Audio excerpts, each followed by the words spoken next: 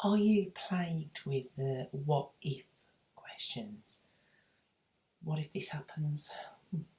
And all the possible alternatives. What if I can't? What if someone thinks badly of me? What if I say the wrong thing? What if they think I'm stupid? What if I make a mistake? All these sort of what if questions that generate an intense fear, on edge, not being able to relax. You know, you may just be that used to this way of thinking that it just feels normal to you now, does it? But you may not even realise the detrimental effect this is having on your well-being, how bad actually this is making you feel. You know you feel bad, you know you feel low, but the actual impact on you health-wise, emotionally, psychologically, and in every aspect of your life is really, really quite intense. When feeling anxious has become your norm, that feeling stressed, uptight, almost like prepared and ready for anything that's going to happen is so exhausting. It's so draining, and it lowers your mood to sleep right on the floor. And you may not actually realise that this is what is causing your low moods, low energy, just can't be bothered, what's the point type of thinking. It is a symptom of anxiety type thinking. It's the inner chat about what's going on for you that's causing the problem. Did you know that that can be changed? Inner dialogue is not something you have to be a victim of.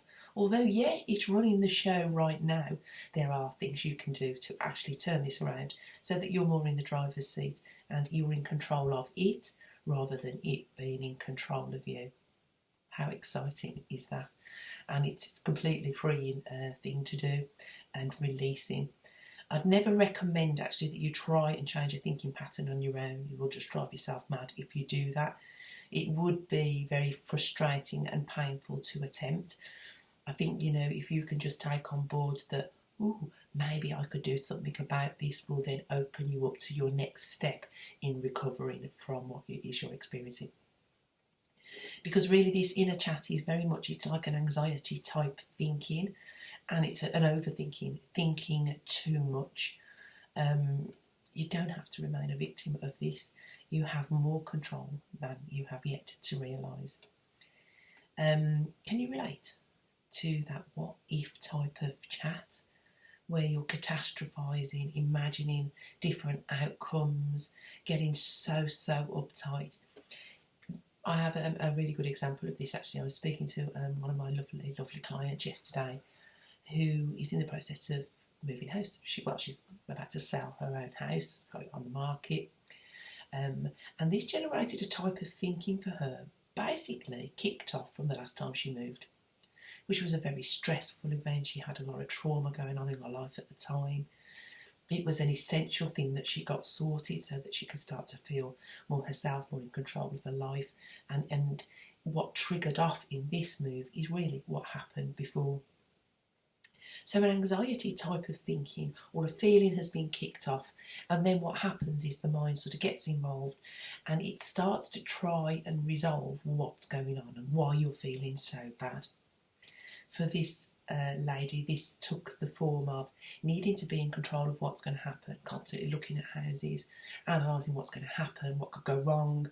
And it got that bad that sort of throughout the day she found that she was anxious and she was doing all of these things to try and control the outcome of what was going to happen. She lost her appetite, she wasn't sleeping, something that normally doesn't affect her. She was highly emotional, stressed, and didn't know what to do about it. I worked with her to sort of work out where this had come from in the first place, first off. And then I talked through with her something that most people with anxiety don't realise. When you're looking into a future situation or something that could be happening and you start to feel really anxious, the tendency will be overthink, to think about it as a resolution for how you're feeling. So really your mind becomes very focused on the external situation. We need to get that external situation sorted out and then I can relax. Well, actually the opposite is true.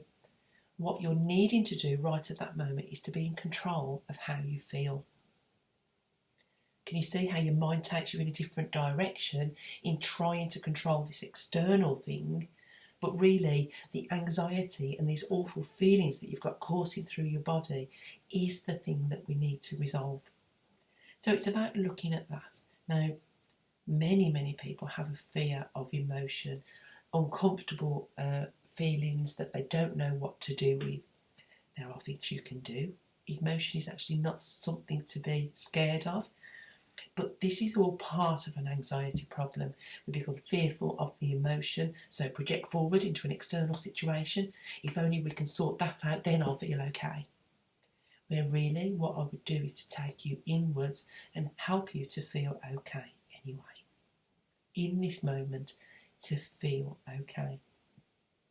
Now, as I've worked yesterday with this lovely lady, you could see the relief coming across her face. Her body started to relax to the point that she actually just wanted to sleep. She'd been that tense and that wound up for such a long, well, for a couple of weeks since the last time I spoke to her. She's worked herself up, and then it's just released. That energy just left her, and that sort of then meant that she didn't feel the need to be chasing for this outcome, for it to be completed, for it to be sorted out. She was okay again, more in her own space and not tense and not anxious. This is possible for you. But this is the way an anxiety problem can kick off with an external situation. It can be linked to triggers from the past, something you've been through before and it's suddenly with you again and you think it's here in this moment. Again, the mind doesn't know what it's doing. It tries to resolve things through thinking, where really your emotions are in your body. And ultimately, what you're looking to achieve in that moment of time where you're feeling really bad is to resolve the emotion so you can feel okay. Now, when you do that, the external situation remains the same, but suddenly it's not so important. Because if you're feeling okay, then there's no problem. So this is what I work with people to do, is to be able to have confidence in dealing with the emotions, that they're not the terrifying thing that most people believe they are and will do anything to avoid, which is part of the overthinking pattern. Really a learned survival pattern of these feelings are too painful, too uncomfortable from when you were younger, didn't know what to do with them, we'll jump into our heads and analyse instead.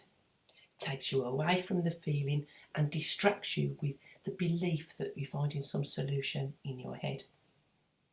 It can feel very uncomfortable at first to think, don't really want to dive into that emotion. You don't have to dive into the emotion. It's a lot simpler than that. It's never about you've got to feel the pain to release the pain. That is something that's out there on the internet that causes so many false beliefs in people. You don't have to be feeling a lot of pain in order to release it. That's not the way we do things at all, not the way I work anyway.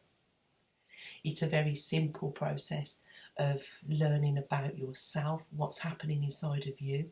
You're taking control of that. Wow, that is really, really empowering.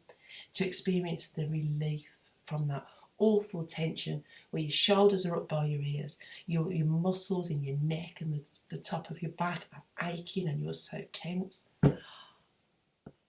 You don't have to be living with this at all. So if you can relate to the type of thinking that I'm explaining, or where you get really, really anxious and upset, what if this has happened? What if that happens? What if people think this?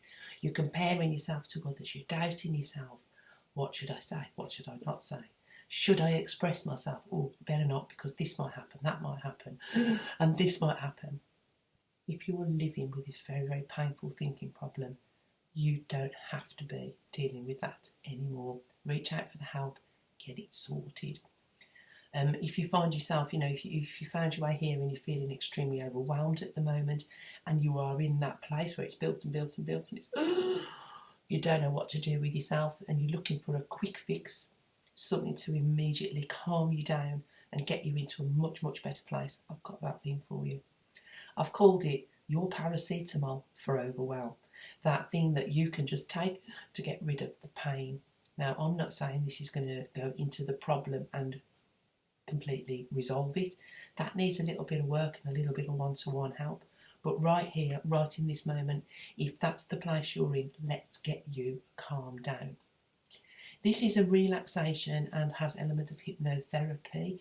It's an audio to spend a little bit of time together, 20 minutes or so together, to really come back into your own space, to release that tension, to feel okay again and to feel safe, because an anxiety pattern makes you feel very unsafe. So we want to get you back into a comfortable place.